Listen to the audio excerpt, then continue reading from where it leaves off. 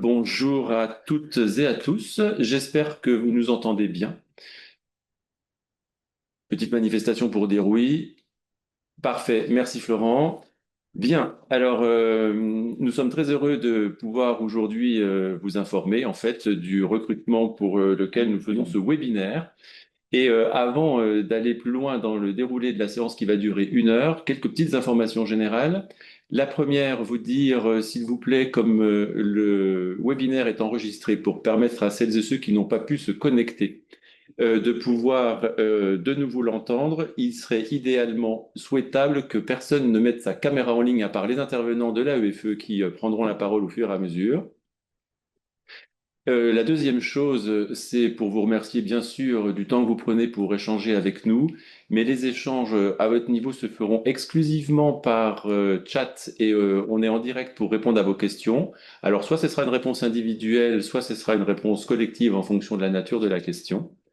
Et puis, sans plus tarder, ben, on va rentrer dans le vif du sujet. Vous êtes actuellement ici en ligne parce que vous souhaitez très probablement candidater ou recandidater pour un poste à pourvoir dans le réseau AEFE, donc l'Agence pour l'enseignement français à l'étranger. Et nous allons être aujourd'hui plusieurs à participer, puisque ce webinaire est dédié au personnel des recrutements encadrants au niveau administratif dans les structures scolaires. Et pour vous donner un aperçu le plus complet possible des différentes missions auxquelles vous pouvez postuler, eh bien, nous serons donc plusieurs à intervenir au fur et à mesure de cette séance.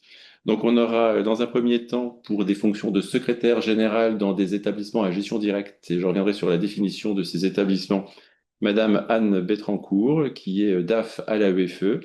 Ensuite, bonjour Anne, merci. Sur les fonctions d'agent comptable secondaire, nous aurons Madame Caroline Arnaud, ici à ma gauche, qui est agent comptable principal à Nantes, d'où nous faisons en duo avec Paris le webinaire.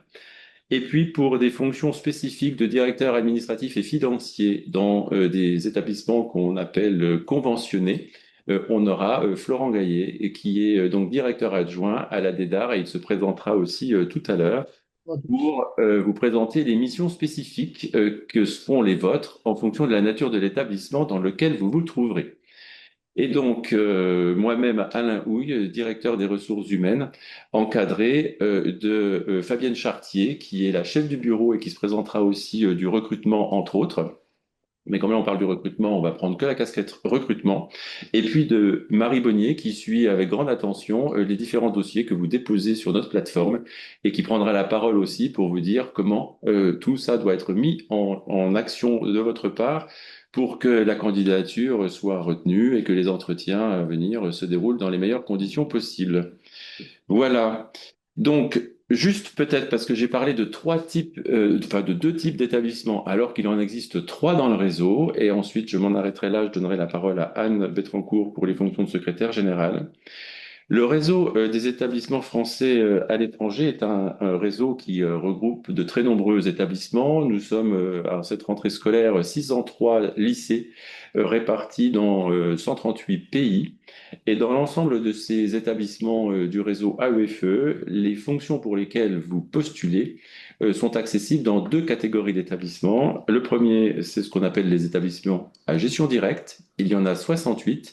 Et le second, ce sont des établissements dits conventionnés. Il y en a 151. Les trois établissements qui sont nommés là, établissements à gestion directe, conventionnés, et les derniers qui existent, mais pour lesquels on ne postule pas à cette période via cette plateforme, s'appellent les établissements partenaires. Ils sont les plus nombreux. Mais ces trois types d'établissements ont une caractéristique commune, c'est qu'ils sont tous homologués par le ministère de l'Éducation nationale ici en France. Ça veut dire que les programmes scolaires qui s'y déroulent sont absolument conformes aux programmes scolaires qu'on retrouve sur le territoire national, et les établissements homologués donc ont toute la possibilité de faire passer, entre autres, les examens à nos élèves, que ce soit le brevet, les épreuves de première ou de terminale, par exemple, dans le réseau. Et ce ne sont que les établissements homologués qui ont cette possibilité-là. Alors ensuite, il existe Trois types de structures. Vous l'avez compris, les partenaires, on n'en parlera pas aujourd'hui, ce n'est pas le sujet. Et les deux autres accueillent, en fonction de leur statut, des personnels encadrants administratifs qui auront des missions différentes. D'où les différents intervenants autour de la table pour, d'une part, vous préparer au mieux à ce qui pourrait vous attendre quand vous serez en établissement scolaire. Mais la vocation première de ce webinaire, c'est, avant d'envisager la rentrée 2026, c'est vous permettre de vous préparer au mieux aux entretiens à venir, qui se dérouleront une fois la rentrée 2026, janvier-février. On vous redonnera le calendrier précisément tout à l'heure. Et l'idée, c'est que les différents intervenants vont vous donner des clés pour vous permettre de vous préparer à ces missions qui sont bien souvent différentes, pour ne pas dire très différentes, de ce qu'on peut retrouver en structure scolaire dans un EPLE classique en France, un EPLE classique en France. Et donc moi, je compléterai le propos pour certains points, mais il est important que selon que vous envisagiez d'être secrétaire général dans un EGD ou directeur administratif et financier dans un conventionné, où vous allez travailler avec un proviseur nommé par l'agence, mais aussi une fondation ou une association de parents d'élèves en charge des finances de la structure, eh bien évidemment, les missions ne sont pas tout à fait les mêmes et les prérequis pour y réussir au mieux, là aussi, sont un peu différents. Et puis, vous avez aussi des structures dans lesquelles on a des agents comptables en poste qui sont bien présents, des agents comptables secondaires, qui ont aussi des missions toutes particulières et pour lesquelles il est important de définir le périmètre et de vous donner des éléments plus pratico-pratiques pour appréhender les missions à venir, mais aussi les entretiens pour lesquels vous allez vous préparer. Voilà. Donc moi, je pense que j'ai fini la présentation générale. Je pourrais y revenir sur certains points des établissements et de leurs spécificités si vous le souhaitez ou si ça transparaît dans le chat.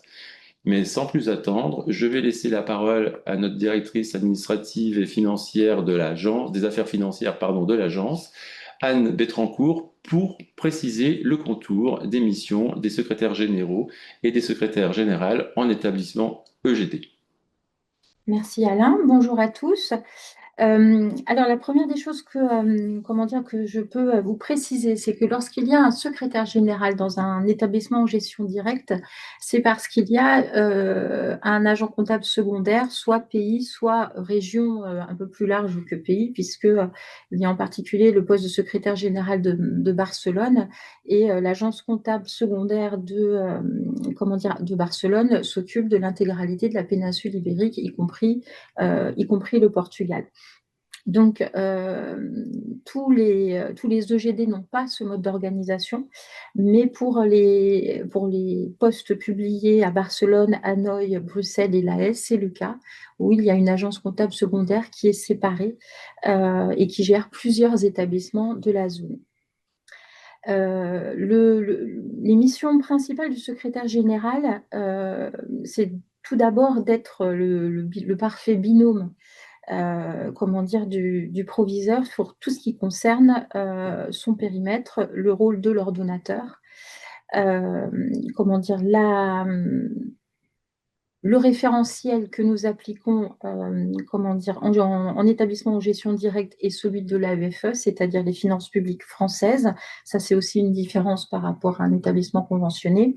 Et en particulier, nous sommes soumis aux règles budgétaires et comptables aux règles budgétaires de la GBCP avec la comptabilité budgétaire qui est assez différente de ce que l'on peut retrouver en EPL. C'est important de le dire puisque souvent les candidats qui postulent n'ont pas les idées très très claires sur ces différences de référentiels financiers. Et donc, voilà, c'est peut-être l'une des premières choses aussi qu'il faut auquel vous soyez vigilant au moment de la préparation de votre entretien, c'est de bien comprendre le cadre et le référentiel budgétaire auquel nous émargeons. Donc, sous la responsabilité du proviseur, le secrétaire général va avoir en charge, bien sûr, l'élaboration budgétaire, le suivi de son exécution, donc dans le respect des règles comment dire, de la GPCP, contribue également au développement d'une fonction achat. Ce qui est très important, c'est comment dire, une des missions un des sujets sur lesquels la DAF travaille tout particulièrement, les marchés publics. Alors bien sûr avec des distinctions, comment dire, entre les pays, les secrétaires généraux qui seraient affectés dans les pays européens et le reste du monde, puisque les règles en Union européenne sont assez proches de celles de la France. En revanche, en dehors de l'Union européenne, le droit local est beaucoup plus prégnant. Le SG, dans la majorité des cas, dans les 3 cas sur les 4, puisque l'AE n'a pas d'IRF, mais dans 3 établissements, le GD est support de l'Institut régional de formation de la zone dans laquelle il se situe, ce qui signifie que le secrétaire général assure également les mêmes fonctions sur le budget, sur la gestion financière, sur la gestion administrative, ainsi que le pilotage et le suivi des instances, comment dire, de l'IRF qu'il a, comment dire, qui est dans son établissement. Un rôle aussi très important qui est le rôle de conseil juridique et fonctionnel auprès du chef d'établissement, d'organiser tout ce qui est gestion matérielle, tout ce qui est gestion patrimoniale. Il y a une dimension, bien sûr, très importante dans les EGD de bâtimentaires, travaux, investissements, y compris des travaux plus lourds de rénovation dans certains établissements. Ça, c'est quelque chose qui est aussi un petit peu différent de ce que l'on peut trouver dans les EPLE. Et puis la dernière grande fonction qui est un petit peu, comment dire, pour lesquelles l'interlocuteur est plutôt la DRH, c'est la fonction des ressources humaines, le pilotage du dialogue social dans l'établissement, et puis le pilotage de la masse salariale, c'est-à-dire et des emplois, c'est-à-dire qu'en lien avec la DAF, le secrétaire général va prévoir les recrutements, bien sûr, avec, comment dire, en collaboration avec le chef d'établissement, va prévoir les recrutements des personnels de droit local, la gestion de ces personnels, et va en assurer le suivi dans le cadre des respects des plafonds d'emploi. Donc, le secrétaire général pour la direction des affaires financières alors j'ai mis Paris, mais en fait, c'est à Saint-Ouen, est l'interlocuteur principal, bien sûr, pour tout ce qui concerne comment dire, le budget, le suivi d'exécution, les différentes échéances budgétaires de l'année, la programmation initiale des opérations pluriannuelles, sa reprogrammation, en lien également avec d'autres services de la DEDAR notamment. Mais le point d'entrée pour toutes les questions budgétaires et financières d'un secrétaire général, c'est la DAF, bien sûr, en collaboration avec le proviseur. Voilà, j'espère ne pas avoir été trop longue, j'ai été très synthétique. Merci Anne. Ben non, non, c'était parfait, c'était très synthétique. Et je vais me permettre de rebondir un petit peu sur 2, 3 éléments que tu viens de nous communiquer avant de laisser la parole à Madame Arnaud sur les fonctions d'agent comptable secondaire et faire ce lien entre secrétaire général vers agent comptable secondaire pour ces établissements où on a un DAF d'un côté et un agent comptable secondaire de l'autre. Alors, tu l'as dit justement, et j'aurais peut-être aussi dû le rappeler dans le propos introductif. Le réseau auquel vous réfléchissez d'intégrer est constitué de 16 zones. Et dans chacune de ces zones, il y a ce qu'on appelle un institut régional de formation. Et cet institut régional de formation a pour vocation à former l'intégralité des personnels qui travaillent au sein de la zone, quel que soit leur statut et quelle que soit leur fonction, pour leur permettre de progresser dans leur parcours, pour répondre à leurs problématiques et leurs attentes de formation. Et donc, ça se structure à travers ce qu'on appelle les instituts régionaux de formation. Et chaque personnel encadrant administratif qui se retrouve dans une structure, que ce soit un conventionné ou un EGD, aura nécessairement un lien étroit à entretenir avec cette IRF, ne serait-ce que pour faire remonter les besoins exprimés par les équipes dans les établissements dans lesquels vous seriez en termes de formation. Et s'il est important aussi d'évoquer ce point, c'est pour préciser finalement les différences que vous auriez par rapport à un établissement en France et les missions qui sont les vôtres. Donc, je voudrais profiter de l'occasion qui est là pour vous redire à quel point c'est enthousiasmant de rentrer dans le réseau, à quel point c'est riche en termes d'expérience professionnelle, mais aussi à quel point ça peut être déconcertant par rapport aux pratiques que vous pouvez avoir en France et des responsabilités qui vous sont confiées. Et Anne l'a justement rappelé, quand on est secrétaire général dans un lycée, notamment dans un EGD, ce n'est pas uniquement les dimensions budgétaires que l'on travaille, mais c'est aussi toute la relation aux organisations syndicales, tout le lien avec le droit et le contexte local. Vous ne pouvez pas faire à l'étranger comme on fait en France. Et pour autant, il faut savoir faire aussi, sur certains aspects, comme on fait en France, tout en tenant compte des exigences de la réglementation locale. Et il y a une dimension qui est carrément toute nouvelle pour l'ensemble de ces personnels qui ne connaissent pas le réseau, c'est toute la relation de la gestion du recrutement des personnels qui travaillent dans la structure scolaire et notamment les personnels de droit local, c'est-à-dire celles qui sont employées par la structure dans l'établissement. Et donc le secrétaire général, c'est vraiment aussi un adjoint en termes de RH au chef d'établissement dans l'établissement dans lequel vous vous trouvez. Et vous devez aussi vous familiariser avec la réglementation locale, parce que ça va sans dire que la réglementation locale, bien souvent, prend le pas, puisque c'est le pays hôte qui nous accueille et qui fixe ses règles. Donc il y a là un travail tout nouveau et une appropriation de l'environnement de travail qui se fait progressivement, mais somme toute doit se faire rapidement, puisque les enjeux sont importants.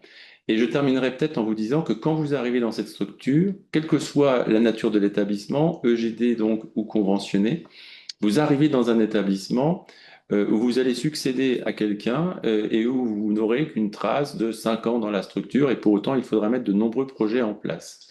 Mais ces établissements ont une histoire et l'histoire, elle est en lien avec la vie localement, avec tout ce qui s'y est fait. Et comme vous l'avez compris, il y a énormément de personnel de droit local aussi que l'on gère, qui ont souvent des cultures différentes de la nôtre, puisqu'ils sont dans leur pays, dans leurs habitudes, dans leur fonctionnement. Et le travail de secrétaire général, il est particulièrement sensible parce qu'il est au centre d'une action vraiment importante dans la structure scolaire, la gestion financière pour les EGD, le recrutement des personnels de droit local et toute la dimension juridique locale et française et le lien avec les instances et organisations syndicales qui sont nombreuses et donc avec des problématiques bien spécifiques. Donc, secrétaire général, ce n'est pas quelque chose qu'on peut transposer facilement par rapport à une seule et unique expérience française. Et c'est pour ça qu'il est bien important aussi de vous préparer à l'entretien auquel vous serez, je l'espère, convié.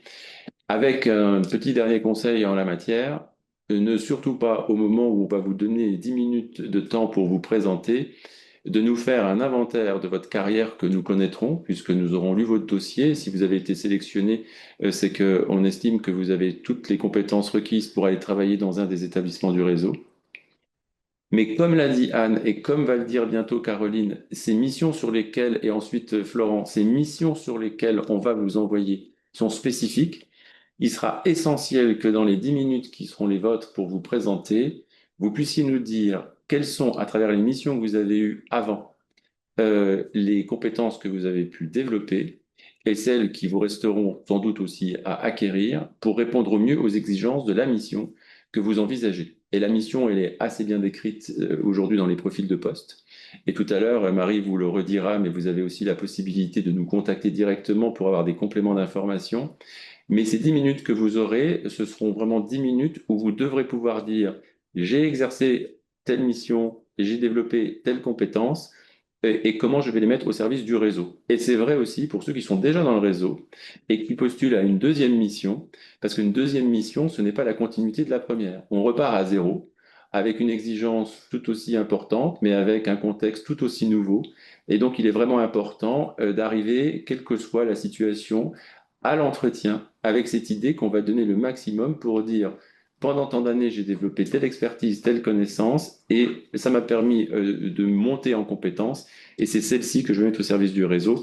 Et je crois que pour avoir une notion encore plus précise des spécificités que vous pouvez rencontrer dans un établissement à l'étranger, ben, je vais laisser la parole à Madame Arnaud, agent comptable principal, qui va revenir sur ces agences comptables secondaires et les agents qui y travaillent à partir de la rentrée prochaine. Merci Alain. Je vais essayer de faire rapidement un petit tableau de ce qu'est un agent comptable secondaire dans le réseau AEFE et ce qu'on attend de lui. Vous l'avez compris, Anne Bétrancourt vous l'a souligné, il y a des secrétaires généraux dans certains établissements en gestion directe qui ont donc comme pendant, qui est lié à la séparation ordonnateur comptable, un agent comptable secondaire. Mais on a aussi dans certains établissements, et vous avez des fiches de poste pour ça, des DAF ACS, donc un peu sur le modèle EPLE, mais je dis ça avec beaucoup de guillemets, où on cumule des fonctions d'ordonnateur et de comptable. Et donc les exigences qu'Anne a vis-à-vis d'un secrétaire général et les exigences que j'ai vis-à-vis d'un agent comptable secondaire, et ben le DAF ACS, il les cumule. Donc c'est peut-être moins rigolo pour lui, mais en réalité c'est aussi des fonctions qui sont très intéressantes puisqu'elles permettent de voir l'ensemble de la chaîne financière d'un établissement. Donc c'est vraiment très intéressant aussi. Donc vous pourrez retrouver dans ce qu'a dit Anne et ce que je vais vous dire maintenant sur les ACS, vous cumulez les deux et vous avez le DAF ACS, c'est la même chose. Donc je vais pas vous faire une leçon sur ce qu'est un comptable public, mais un comptable public, il est là pour tenir la comptabilité de manière contemporaine. Donc ça, vous pouvez le souligner deux fois. Sincère, fiable. Et c'est d'autant plus important à l'AEFE que l'AEFE est un établissement public national et donc pas du tout comme un EPLE, un établissement public national dont la comptabilité est certifiée par des commissaires aux comptes. Donc l'exigence de sérieux, de fiabilité et de régularité de la comptabilité prend vraiment tout son sens dans cet établissement. Et si j'insiste sur établissement public national, c'est pour redire, comme l'a dit Anne à l'instant, qu'on se trouve dans un cadre GBCP. Et donc, ce qui fait notre trame d'activité, c'est l'instruction juridique commune et l'instruction comptable commune, notamment. Donc, ce ne sont pas les textes qui régissent les EPLE. Donc, veillez à ça quand vous postulez sur des fonctions financières. Jetez un œil à ces sujets-là. Donc cette compta, évidemment, elle doit être rigoureuse, mais n'importe quel comptable doit être rigoureux dans sa vie. Ce qui fait la spécificité de la EFE, c'est qu'il faut être rigoureux tout en étant un peu créatif. Ah ouais, c'est là que ça commence à être intéressant. Et c'est pour ça que ce sont des fonctions passionnantes. C'est que si vous êtes dans une optique de comptable, je contrôle mes dépenses, je contrôle mes recettes, et à la moindre PJ qui va pas vous rejeter, j'aurais tendance à vous dire gentiment, passez votre chemin. Parce que là, vous allez être malheureux. Il y a bien des situations où vous ne trouverez pas la solution dans une instruction. Et pourquoi? Parce que c'est ce qu'a dit Alain à l'instant. On se heurte en permanence à faire un grand écart entre la réglementation locale et la réglementation française. Et donc, il faut savoir conjuguer les deux. Et parfois, c'est un peu contradictoire. Donc, on trouve des solutions et il n'y a pas lieu de paniquer. C'est même ce qui fait le sel de ce métier. On est là en soutien à l'agence comptable principale, à la DAF, à la RH. Et il faut conjuguer. Donc moi, si j'ai un seul mot d'ordre à donner pour si vous avez de l'appétence pour des fonctions comptables, et ça c'est plutôt bien vu que je suis comptable moi-même, ce qui fait vraiment le charme de cette maison, c'est que tout est possible. Tout est possible et le comptable doit être un facilitateur. Donc, quoi qu'il arrive, vous devez être un facilitateur de l'activité de cet établissement, parce que l'établissement à l'étranger, il a comme mission d'enseigner à des élèves, il enseigne de manière excellente, les résultats sont juste formidables du réseau à l'étranger. Donc, c'est ça, mais c'est aussi une vitrine de la France. Donc, il ne s'agit pas d'aller gripper le fonctionnement. Donc, on attend de vous que vous soyez totalement adaptable, que vous soyez extrêmement motivé, que vous ayez évidemment les compétences comptables nécessaires, mais ça, je dirais que si vous êtes motivé, si vous êtes adaptable, les compétences, on vous aidera à monter en compétences. Il faut vraiment avoir l'état d'esprit qui convient pour pouvoir répondre à tout un tas d'exigences qui soient politiques, organisationnelles, sécuritaires et réglementaire. Voilà. Donc, moi, je trouve ça passionnant d'être comptable de l'AEFE et je ne doute pas que vous puissiez vous projeter dans des fonctions tout à fait excitantes à l'étranger, mais il faut avoir ça en tête, maîtriser une réglementation GBCP et maîtriser les contextes et être adaptable à ce contexte. C'est tout ce que j'avais à vous dire pour aujourd'hui. Eh ben, merci beaucoup, Caroline. Et puis, il existe une autre fonction un peu similaire à celle qu'on vient d'évoquer parce que il y a certains dossiers qui vont être à traiter comme l'agence le souhaite et selon ses spécificités budgétaires et comptables. Mais il y a aussi toute la posture à avoir vis-à-vis d'un comité de gestion, donc cette association de parents d'élèves qui va gérer les finances de la structure scolaire et qui va donc piloter le budget. Et donc ce travail et ce grand écart parfois est à faire par donc un personnel qu'on envoie dans un établissement dit conventionné. Et donc pour vous présenter l'établissement conventionné, les spécificités des métiers qu'on y retrouve, eh bien on va laisser la parole à Florent Gaillet pour ce moment d'information. Merci Alain. Alors, pour comprendre ce qu'est un conventionné, il faut comprendre ce qu'est un comité de gestion. Donc, Alain vous l'a déjà dit, c'est la structure qui est responsable devant les autorités locales de l'établissement. C'est également l'employeur des personnels en contrat local et c'est souvent le propriétaire du terrain et des locaux. Et alors, ce comité de gestion, il va être composé de membres assez hétéroclites. Vous pouvez avoir des personnes qui ont une origine professionnelle qui peut être très différente, des personnes sans activité, des personnes qui vont diriger une banque au niveau international, qui vont diriger des champs pétroliers, qui vont être entrepreneurs, qui peuvent être français, qui peuvent être européens, qui peuvent être du pays d'accueil. C'est aussi des personnes qui peuvent avoir des visions de ce que doit être l'école qui peuvent être assez différentes. Vous pouvez avoir des gens qui veulent une entité qui ne doit pas bouger, qui fonctionne, qui existe depuis par exemple les années 30 et qui doit continuer à fonctionner comme depuis les années 30. Vous avez des personnes qui veulent tout révolutionner, vous avez des personnes qui veulent une école gratuite avec tous les avantages d'une école privée. Vous avez aussi des membres de comité de gestion qui veulent gérer une école comme une entreprise, puisqu'ils sont eux-mêmes chefs d'entreprise. Vous avez aussi des membres de comité de gestion qui vont avoir une implication qui peut être très variable. Vous avez des personnes qui sont sans activité et qui peuvent y consacrer beaucoup de temps. Vous en avez d'autres qui ont une activité professionnelle et qui doivent consacrer leur temps libre en fait à leur travail au sein de ce comité de gestion. Et puis, vous avez aussi des membres de ce comité de gestion qui peuvent avoir un temps de présence dans le pays, dans la ville, qui peuvent être très variables. Des personnes qui sont arrivées en même temps que vous, qui ont été affectées, par exemple, à l'ambassade de France, ou vous pouvez avoir des membres de comité de gestion, j'en ai encore vu il n'y a pas longtemps en mission, qui sont au comité de gestion depuis une trentaine d'années. Donc, je vous donne des exemples assez extrêmes pour vous faire comprendre la diversité qui va se cacher derrière ce terme de comité de gestion. Et dans les exemples que j'ai pris, il ne faut surtout pas avoir de critique envers ces personnes, puisque être membre d'un comité de gestion, c'est vraiment un rôle qui est très exigeant. Il faut arriver, il faut se mettre à leur place. C'est des personnes qui, la plupart du temps, ne sont pas issues de l'éducation nationale et qui donc n'en maîtrisent pas le fonctionnement, n'en maîtrisent pas l'école. C'est des gens, je vous l'ai dit, qui font ça sur leur temps libre, qui font ça bénévolement. C'est des gens qui engagent leurs responsabilités devant les autorités locales, notamment en matière budgétaire, comptable, RH, respect de la réglementation locale d'une façon générale.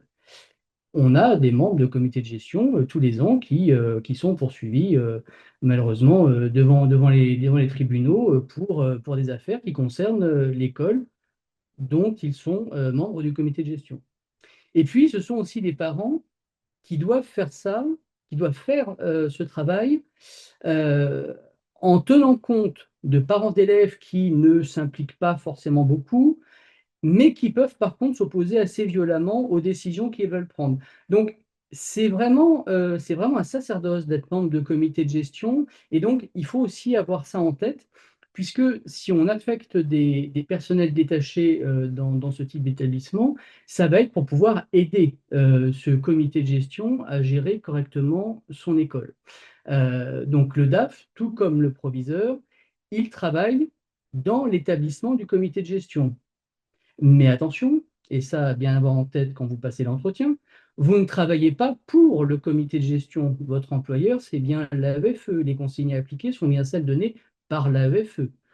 Et donc, le DAF, bah, il va être conseiller de ce comité de gestion. Il va être chargé, bah, comme a pu l'expliquer déjà, l'ont pu l'expliquer, pardon, mes deux collègues, ça va être participer donc au maintien de l'homologation. Ça, c'est très important.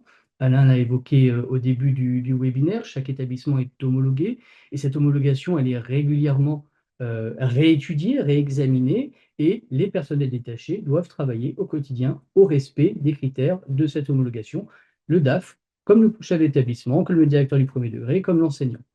Euh, DAF en conventionné, vous allez être chargé d'assister donc le comité de gestion dans la préparation du budget, et c'est le comité de gestion qui va voter son budget. Vous allez devoir développer des éléments d'analyse financière, des outils d'aide à la décision pour que ce comité de gestion puisse prendre des décisions de manière éclairée. Vous allez être chargé donc de tenir la comptabilité, de recouvrer les recettes, de gérer les dépenses. Alors, encore une fois, pour l'entretien, n'oubliez pas, vous avez une grande nouveauté par rapport à un EPLE, c'est que vous avez des frais de scolarité, donc il faut les gérer. Vous avez aussi une masse salariale à gérer, il faut en tenir compte. Vous allez être chargé d'assurer la gestion matérielle de l'établissement, évidemment, et ça peut aller jusqu'à gérer des projets immobiliers. Et là, vous n'avez pas la région ou le département pour gérer ça à votre place. Ça va vraiment être vous qui allez être au cœur du projet avec le comité de gestion et le chef ou la chef d'établissement. Vous allez aussi participer, Anne en a parlé, à la définition de la politique de gestion des RH et vous allez être chargé de la mettre en œuvre. Donc ça veut dire un vrai dialogue social, ça veut dire vous adapter au code du travail local, ça veut dire gérer les carrières de vos PDL, ça veut dire mettre en place une politique sociale, une politique de formation professionnelle, etc., etc. Donc c'est autrement plus diversifié que de gérer des personnels qui sont affectés par une collectivité territoriale, par exemple, dans votre établissement. Vous allez aussi, en tant que DAF dans un établissement conventionné, vous allez participer à la définition de ce qu'on appelle le plan stratégique de développement. Le plan stratégique de développement, c'est en gros le cap que l'établissement donner à l'école pour les 5 années, 10 années qui doivent venir, histoire de maintenir des décisions sur le long terme, malgré les changements de membres de comité de gestion, de changements à la tête de l'établissement, que ce soit le proviseur, que ce soit le DAF. Et ça regroupe à peu près tous les champs, c'est-à-dire qu'est-ce qu'on veut développer sur l'aspect pédagogique? Quelles conséquences ça va avoir sur les RH? Quelles conséquences ça va avoir sur l'immobilier? Comment est-ce qu'on va financer tout ça? Et donc, c'est vraiment une vision globale de ce que doit être l'établissement pour les années à venir. Et là encore, vous avez, en tant que DAF, toute votre place à prendre dans ce travail collectif, de réflexion. Il faut avoir à l'esprit qu'à l'étranger, vous allez découvrir aussi, de façon un peu plus prégnante qu'en France, la concurrence et la concurrence des autres systèmes d'écoles internationales. Et donc, vous devez, et c'est aussi quelque chose qu'on n'a pas forcément l'habitude de travailler en France, vous devez travailler sur l'attractivité de votre établissement. Et ça, c'est quelque chose que vous allez devoir découvrir quand vous serez sur place. Donc, un DAF en conventionné, il doit accompagner son comité de gestion pour l'aider à prendre les meilleures décisions, tout en appliquant les consignes de l'agence, j'insiste. Et ça va nécessiter pour vous un important travail relationnel, mais c'est justement tout ce qui rend ce type de poste vraiment intéressant. Ça, et tous les nouveaux champs professionnels dont je viens de vous parler, mes collègues les ont abordés aussi, la marge de manœuvre aussi qui est plus importante quand vous êtes dans un établissement à l'étranger que quand vous êtes dans un EPLE. Et puis évidemment, tout l'aspect ouverture culturelle qui est lié au fait de vivre à l'étranger. Et c'est ce qui rend ces postes aussi intéressants. Évidemment, et ça je crois que c'était Madame Arnaud qui en a parlé, la contrepartie, c'est un investissement qui est très important, qui est demandé à nos agents quand on les envoie en détachement dans ce type d'établissement. Voilà, je pense que j'ai à peu près fait le tour. Alain, as-tu autre chose à ajouter? Non, mais Florent, je crois que c'était très très complet et ça complétait très bien aussi les choses qu'on a pu évoquer, notamment sur les postures et le travail à accomplir en établissement à gestion directe. Parce que, y compris dans ces structures, vous êtes confronté à la concurrence, il y a tout un travail de développement de la structure à penser. Donc là, on se retrouve sur des schémas qui sont sur ces points-là similaires, mais il est vrai que selon la structure dans laquelle vous allez vous retrouver, les attentes ne sont pas tout à fait les mêmes et parfois on est au cœur d'attentes contradictoires. Et comme l'a dit en revanche Caroline, oui, c'est une mission qui est vraiment passionnante et ce travail à faire de chaque instant, c'est à faire en bonne intelligence avec l'équipe tout entière sur place et où on est là ensemble à avancer de manière identique vers un même objectif. Alors, je reviendrai après sur le projet familial qui doit guider à cette envie d'expatriation, sur deux, trois petits conseils aussi à avoir en tête. Mais ça, ce sera plutôt pour le mot de la fin. Avant, je vais laisser la parole donc à Marie qui va revenir sur la procédure que vous êtes en train de faire et de suivre, et puis vous donner quelques conseils justement pour la constitution de votre dossier. Merci. Bonjour. Alors, je Marie Bonnier, je m'occupe du recrutement. Donc, en fait, je récupère tous les dossiers que vous allez saisir et pour lesquels vous allez nous envoyer tous les documents, les justificatifs. Donc, on va revenir sur la procédure. Pour le moment, les postes sont actuellement publiés et vous pouvez saisir vos dossiers jusqu'au 5 octobre. Donc, sur le site de l'AEFE, vous avez la liste des postes.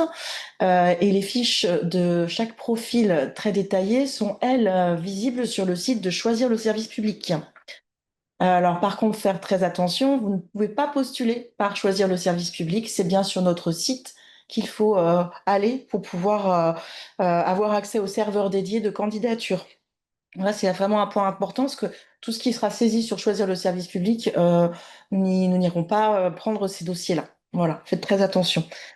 Vous avez jusqu'au 9 octobre pour nous renvoyer votre dossier. Donc, à l'issue de la saisie sur notre serveur, vous allez obtenir un document PDF qui récapitule l'ensemble des éléments. Donc, il faut récupérer ce PDF et nous le renvoyer avec l'ensemble des pièces justificatives demandées sous un seul format PDF, hein, pas différentes petites pièces, un seul document PDF et vous nous envoyez l'ensemble via France Transfert. Un envoi par mail ne pourra pas passer, hein, les dossiers seront beaucoup trop lourds. Donc vous avez jusqu'au 9 octobre pour nous renvoyer votre dossier. Il manquera uniquement la page des avis. La page des avis hiérarchiques est à renvoyer par votre hiérarchie. Je vous avais jusqu'au 17 octobre. Voilà. Donc attention, les candidatures peuvent être faites par des personnes à la fois de l'éducation nationale et des personnes qui ne sont pas de l'éducation nationale.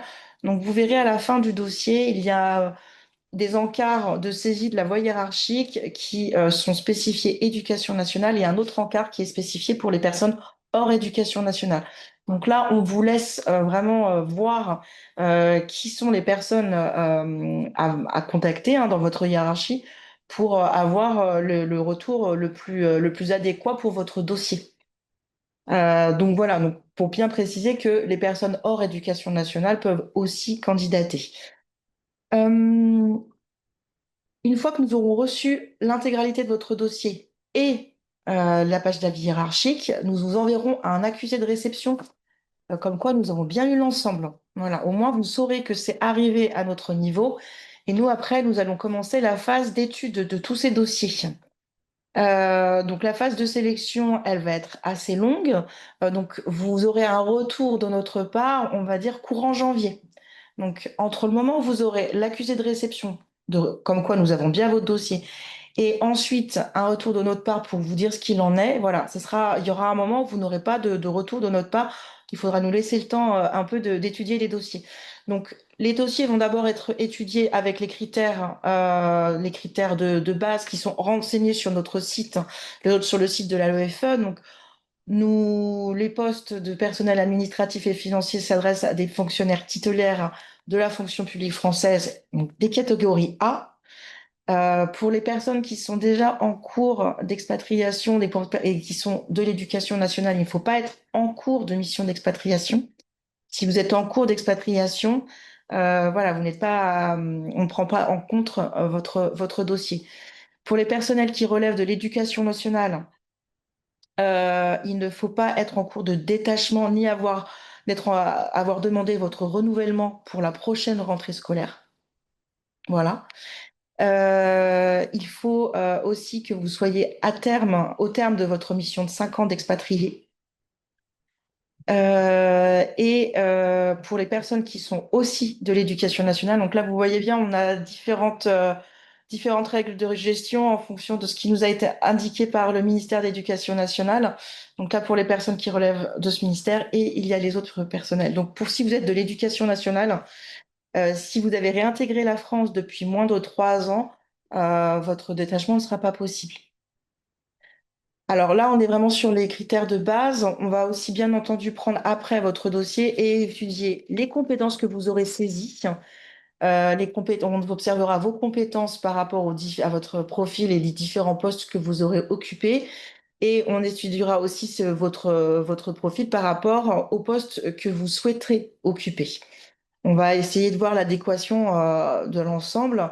On observera aussi s'il y a nécessité d'avoir des compétences en langue. Donc, n'hésitez pas à les proposer. Si un poste sur sur un profil, si un niveau minimum de langue est indiqué, il faut vraiment que vous l'ayez. C'est impératif. Il faut savoir aussi qu'il y a certains pays qui demandent en fait des tests en langue aussi pour l'entrée dans le pays. Donc, soyez vigilants. Le but, c'est pas que vous soyez en difficulté une fois sur place. Une fois que nous aurons étudié ces dossiers-là, donc on reviendra vers vous pour vous indiquer ce qu'il en est, donc dans le courant du mois de janvier, pour vous indiquer si oui ou non vous avez la chance d'avoir une proposition d'entretien. Si toutefois vous n'êtes pas pris en entretien, on nous enverrons aussi un message pour vous indiquer les motifs de non-sélection. Si un entretien vous est proposé, donc voilà, à noter que les entretiens auront lieu du 2 au 13 février. Ils seront en présentiel à Paris. Les personnes qui sont à l'étranger, par contre, nous ferons une visio. Voilà.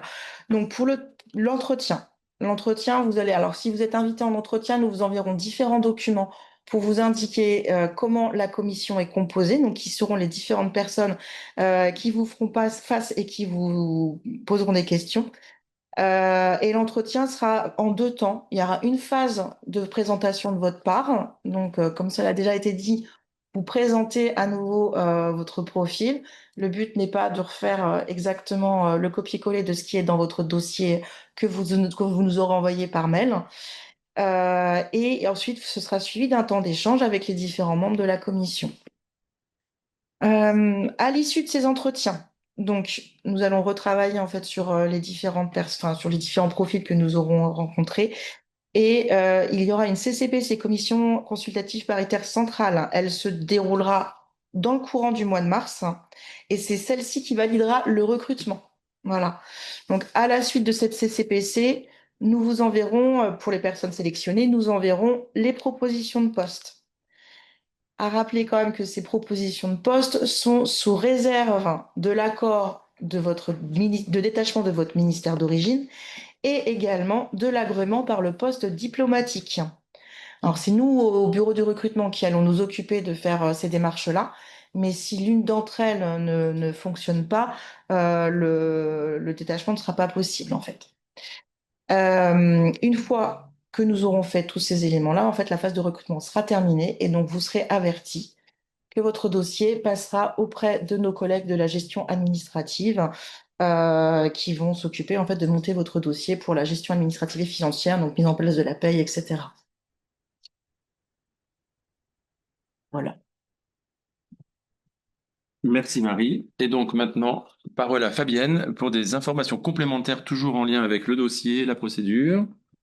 Oui, bonjour à tous. Donc, je suis Fabienne Chartier, la chef du bureau du recrutement, des voyages et des missions Je voulais apporter quelques précisions, voilà, suite à l'intervention de Marie. Donc, le contrat qui est proposé sur ces postes de personnel détaché d'encadrement administratif et financier, ce sont des contrats de 3 ans qui sont adossés, tout à l'heure on en a parlé, à un détachement qui est prononcé donc par votre administration d'origine. Sans ce détachement, nous ne pouvons pas établir le contrat. Donc, un contrat de 3 ans qui est renouvelable 2 fois par période d'1 an. Donc, si tout va bien, on vous propose un contrat de 5 ans. Et ensuite, après, vous pouvez, si vous le souhaitez, postuler à nouveau sur les postes proposés à l'issue de ce contrat. Ça a été indiqué aussi sans que ce soit systématique, que la deuxième mission soit systématique. Pendant la durée de ce détachement, en fait, vous allez garder votre traitement indiciaire français de base, auquel viendra s'ajouter une indemnité qui diffère en fait suivant les pays. Elle est complétée, cette indemnité, par des majorations familiales qui permettent de couvrir les frais de scolarisation si vous avez des enfants qui vous accompagnent. Euh, Concernant l'indemnité, c'est une indemnité unique. Il n'y a pas de NBI qui sont versés à l'étranger. Il n'y a pas des indemnités vraiment de report de toutes les indemnités qui sont versées en France. Et il y a un point important que vous avez dû noter si vous avez regardé nos profils de postes publiés. Il y a très peu de postes qui sont logés à l'étranger. On a quelques postes de secrétaires généraux, mais la plupart du temps, nos postes sont non logés. Donc en fait, l'indemnité qui est versée, elle permet aussi elle tient en compte en fait du coût du logement dans le pays.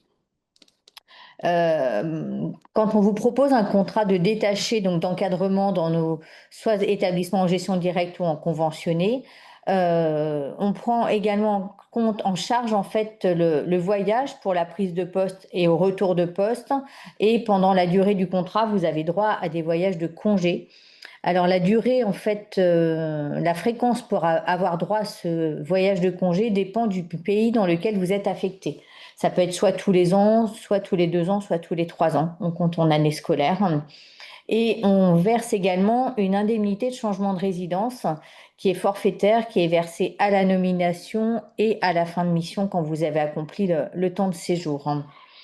Donc tous ces versements en fait sont mis en place une fois que le contrat est signé entre l'AEFE et vous. C'est vraiment l'acte fondateur de la relation entre le personnel que l'on recrute et l'AEFE. Il y a un point important qui est moins administratif, on va dire, c'est le choix des postes que vous allez indiquer dans votre dossier. Donc, vous avez une présentation des fonctions différentes qui sont proposées dans nos établissements. Donc, vraiment, effectuez vos vœux au vu de votre expérience et de vos compétences. Je pense notamment au poste d'agent comptable, ça a été évoqué tout à l'heure.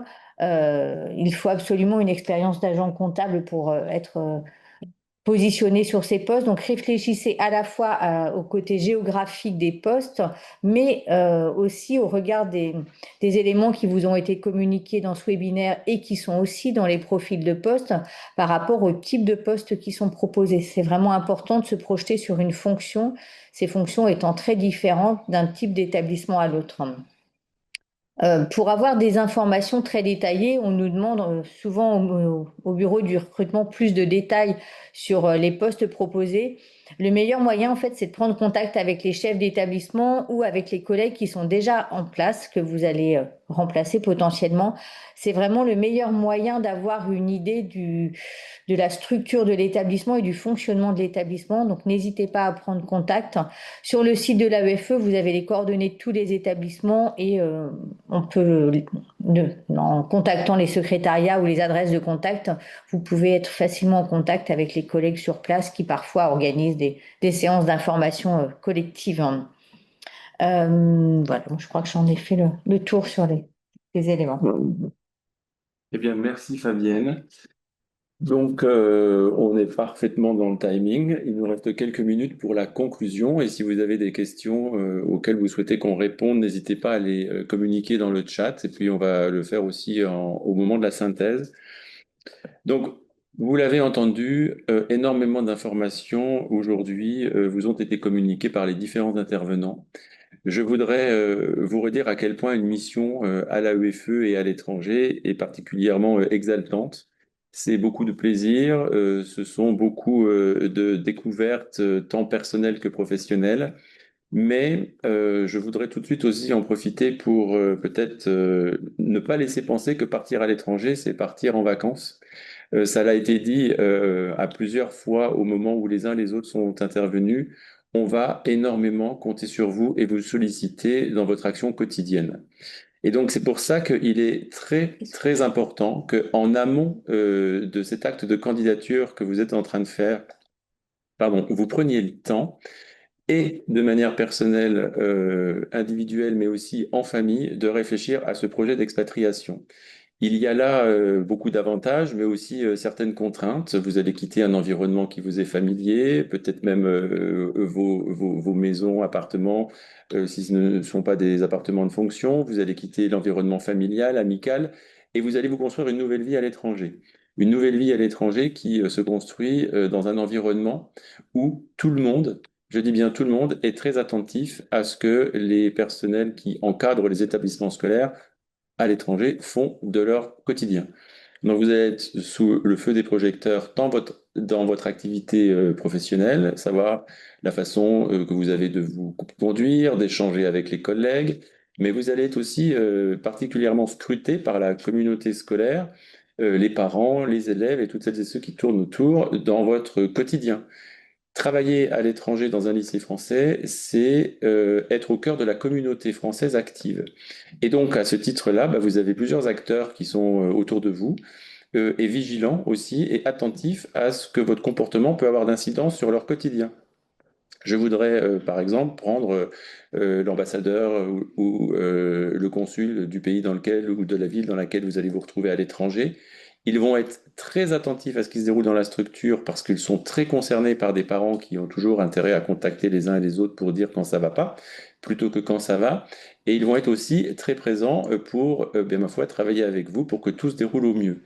Donc le projet d'expatriation, c'est un projet qui se mûrit en amont, identifier les difficultés que vous pourriez rencontrer. Une de taille aussi, parfois, c'est le fait que le conjoint ou la conjointe qui suit n'a pas tout de suite, voire n'a pas du tout, durant les 5 années de mission euh, que seront les vôtres, un emploi. Et c'est parfois pas facile de se retrouver dans cette situation.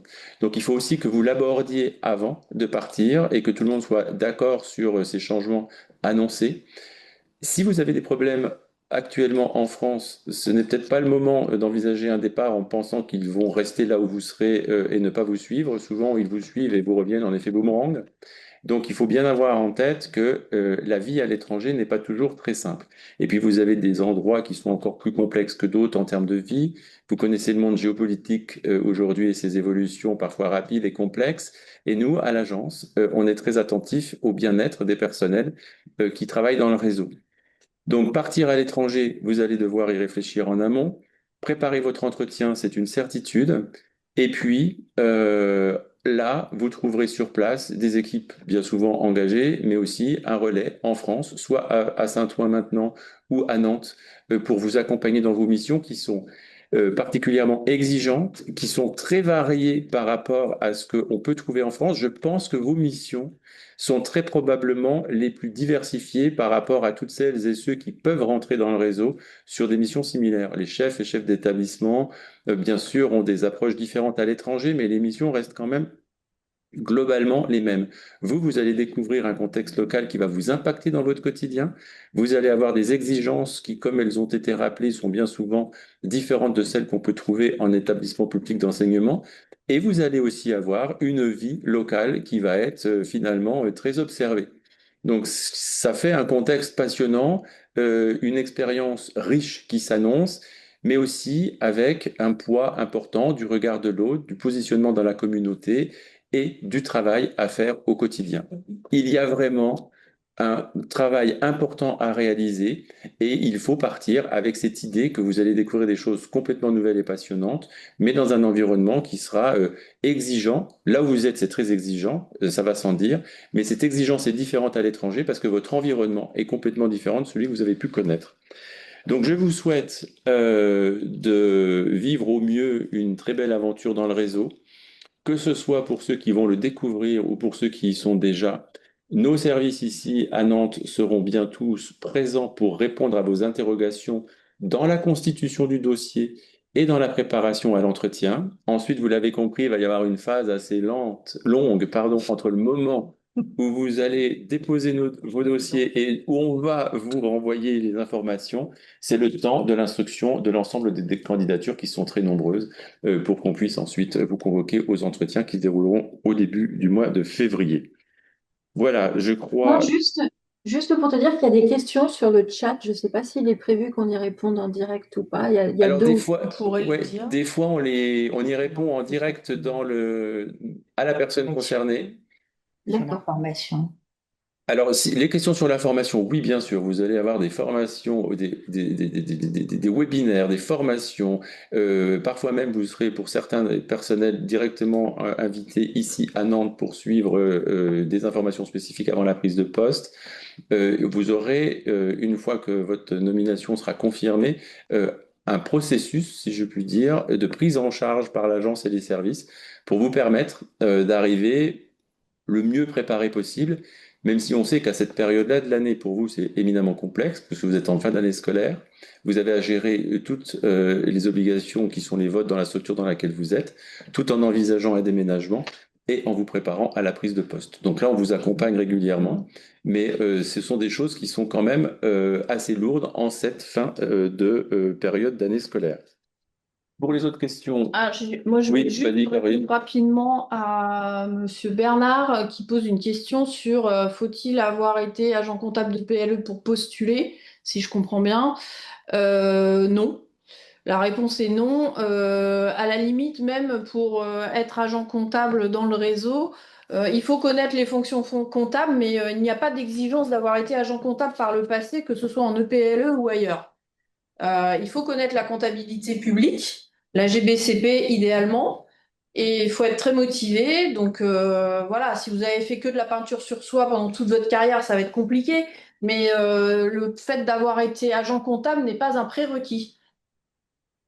Pour la catégorie B, je pense que... Donc, on ne peut recruter sur nos contrats que des personnels de catégorie A pour répondre à Madame El Boutari. Et le webinaire sera effectivement disponible sur le site de l'AEFE pour que vous puissiez le réécouter. Ce sera en audio seulement. Oui, ce sera en audio. Oui. Vous pourrez tout réécouter, mais surtout vous pourrez nous recontacter si c'est nécessaire pour qu'on complète les éléments qui ont été donnés aujourd'hui et qui sont denses. L'adresse mail. C'est ce que j'ai mis. Ouais. L'adresse mail a été communiquée. Oui, Non, recrute. ADN, c'est admin. Admin, Il pardon. manque le IN. À la fin. On va vous remettre l'adresse, mais elle est de toute façon sur le site. Oui. Bon, je voudrais remercier sincèrement tous les intervenants de Saint-Ouen et de Nantes pour ce webinaire. À toutes et tous, on vous souhaite une très belle journée, une bonne semaine. Aussi plein de plaisir pour cette année scolaire qui finalement ne fait que commencer. Et puis on espère vous compter très nombreux dans le réseau à la rentrée prochaine. Et d'ici là, on sera là pour vous accompagner. Merci et bonne journée. Merci à vous. Merci. Merci à vous. Bonne journée.